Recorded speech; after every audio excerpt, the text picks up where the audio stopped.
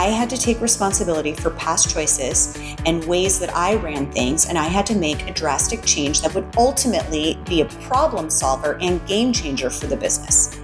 And it wasn't easy. It was super hard, actually. It was like stomach ache up all night, but it was necessary.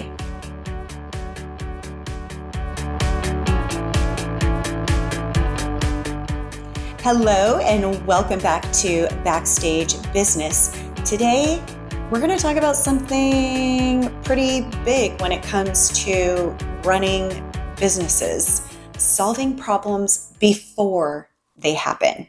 So 2020 was a year that presented many unexpected problems for a lot of us, but pandemic or not, division or not, chaos or not, businesses have a track record for having problems. Whether it's a successful business or not, it's just part of the game of business. So if you've had big problems yourself, or were on the verge of failing because of a critical crisis in your business, then you're going to like today's episode, but only if you put it to use. Today, I'm talking about how to powerfully and effectively solve big problems when it comes to your business. Now, I didn't come up with all of these solutions myself.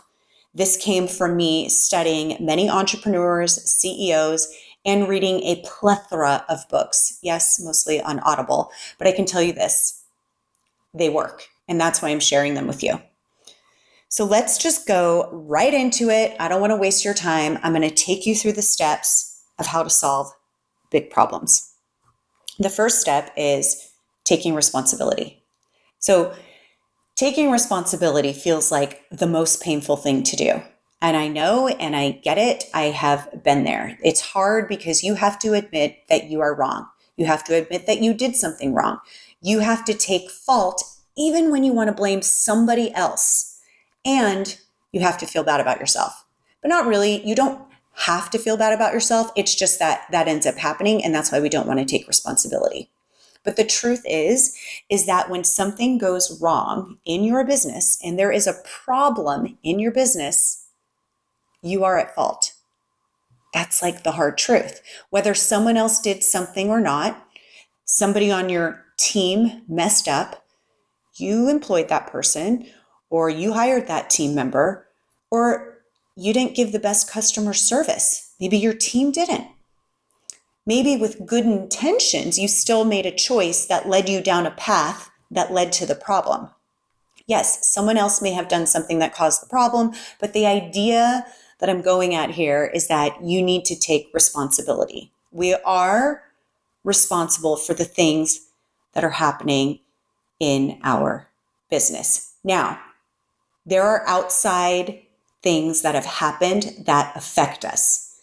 But we are responsible for how we respond to it. We're responsible for how we handle it and the changes that we make.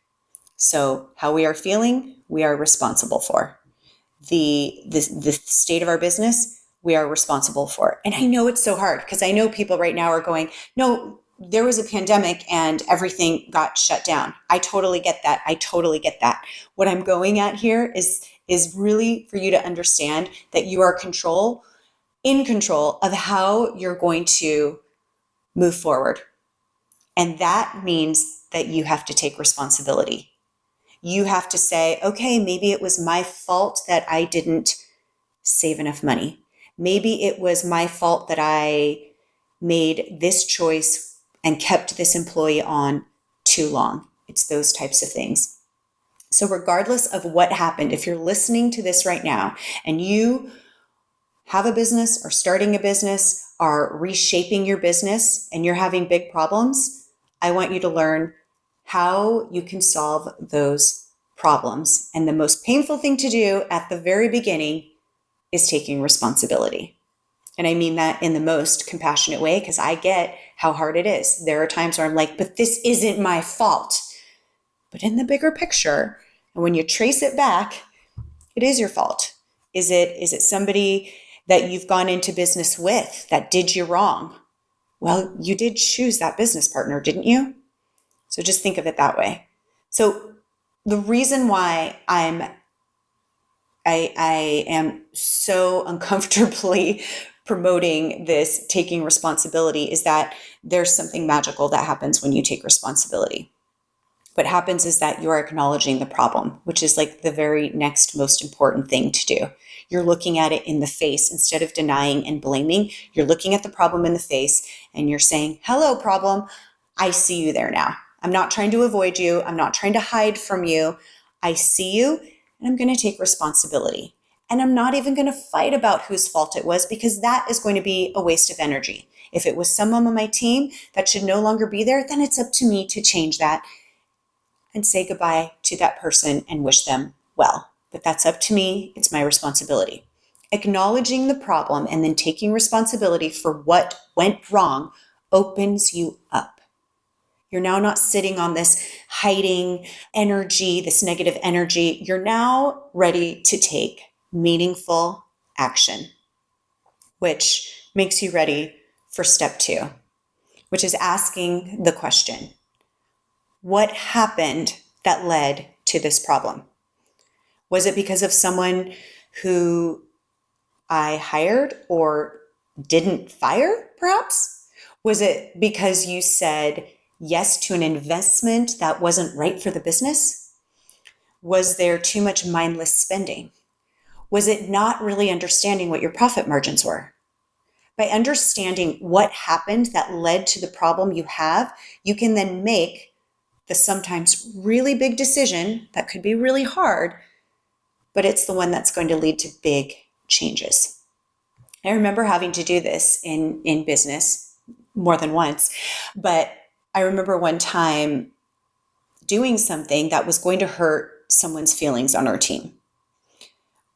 But when I saw that certain numbers weren't making sense for the business, I had to understand that this was not a problem that would just go away with wishful thinking, and that evading hurting feelings was only going to make it worse and drag it out. I had to take responsibility for past choices and ways that I ran things, and I had to make a drastic change that would ultimately be a problem solver and game changer for the business. And it wasn't easy. It was super hard, actually. It was like stomach ache up all night, but it was necessary. If it's a big problem, it's probably going to need a big solution, and it's going to be uncomfortable. So now that you've understand the problem and how it happened, the next step is thinking. I love Keith Cunningham, who is the author of The Road Less Stupid. If you've read that book, we actually did a video for him, and he talks about thinking time and how critical it is. It's such a great book, and I know I've mentioned it before on one of the podcasts, but you got to check it out, The Road Less Stupid. We all are super powerful, and we can absolutely solve a problem with the right thinking time. So know that there is a solution, and you might not like the solution, but through your thinking time, you're going to see that that solution exists. And you have to really look at what's the outcome of doing that. Is it going to be a stomach ache? Yes. It's like if you have to break up with somebody. You know you're not right. You know you can't be with that person. It's so hard to do it. You know you're going to cause this incredible grief and all of this hurt. However, in the long run, it's going to be better for both of you.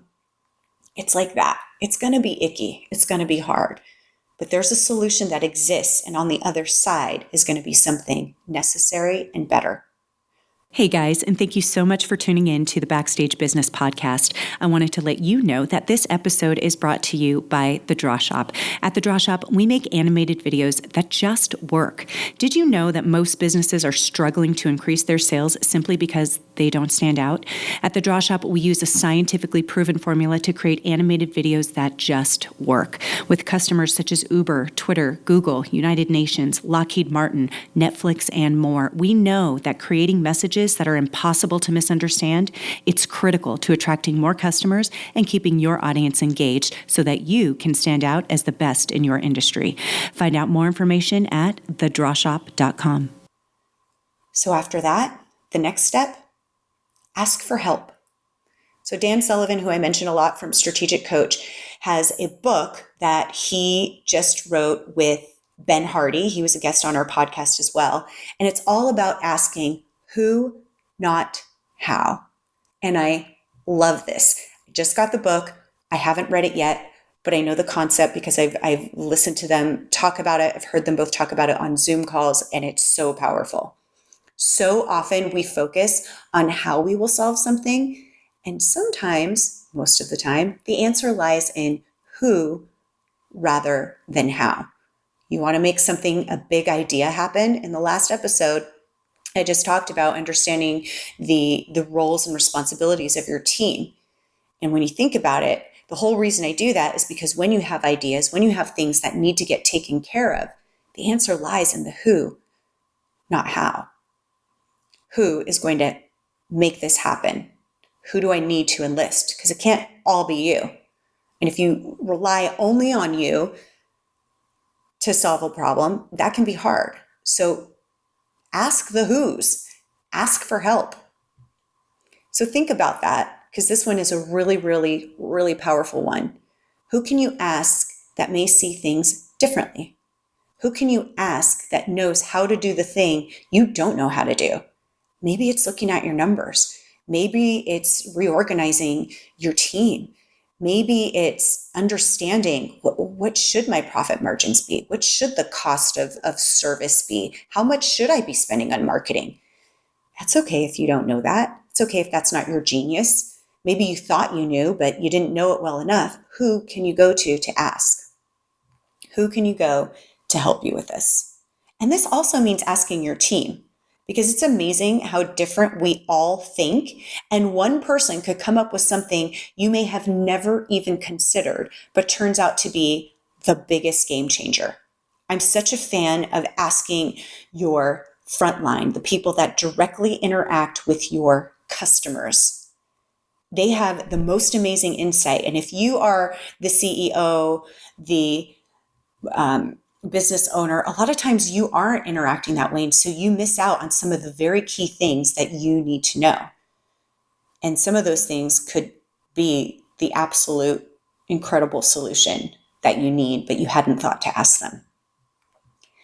After you have acknowledged the problem, took responsibility, understood the cause, did your thinking time and thought about it, and then asked for help, now you have options. So the next big step is making a decision on how you will solve this. The worst thing you can do is nothing. If you do nothing, the problem will not only stay, it will probably get bigger. It will get bigger and bigger. So take action and make a decision. And I did a whole episode on how to make decisions and process that I go through to make decisions.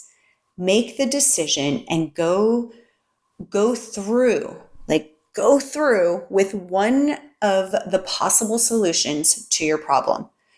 No matter what, you're going to experience change, and that's what matters. That's the whole purpose of this problem to begin with. It just kept growing because there was no change being made. And here's the final thing about this whole process.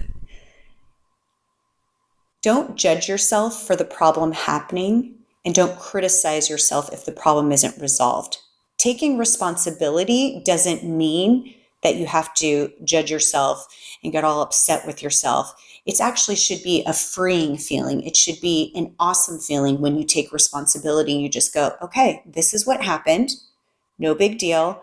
We all make mistakes. It's going to feel like a super big deal, I know, but I'm talking about yourself and how you're talking to yourself. The problem might not be resolved right away. It might not be resolved the way you hoped it would. The key is that you're still moving in the right direction to change it. And it's the only direction in which to create positive change. And that direction is forward, not staying in place. So take responsibility, look at that problem, acknowledge that problem head on, understand how you got there, That alone should actually bring you so much closer into not making the same mistake ever again with something else, is really understanding that. It's going to give you some really good thinking time. And in that thinking time, if all that comes out of it is thinking about who can help you, then that's awesome. Find the person, find the who that can help you. And then make the decision. Take action and just go. Do it. Do it. As uncomfortable as it is, as hard as it is, do it. And then whatever happens, don't judge, don't criticize yourself. Know that you did the right thing. You are moving forward. And that is the best place to go. It's a short but sweet and effective episode for problem solving, no matter where you're at in your business, no matter what made the problem happen. I really, truly believe that going through these steps are so powerful when you're faced with that big, daunting, I don't even want to touch this problem. But if you do, follow these steps and see the amazing things that can happen afterwards. Thank you for listening, and we'll see you next time. Hey guys, I just want to say thank you so much for listening to this podcast. If you haven't already done so, would you do me a favor and go subscribe and review this podcast?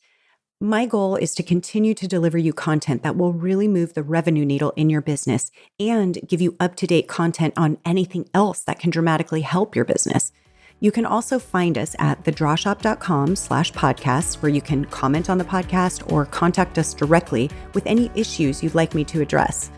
Thanks again. I really, really appreciate you listening, and I'll see you next time.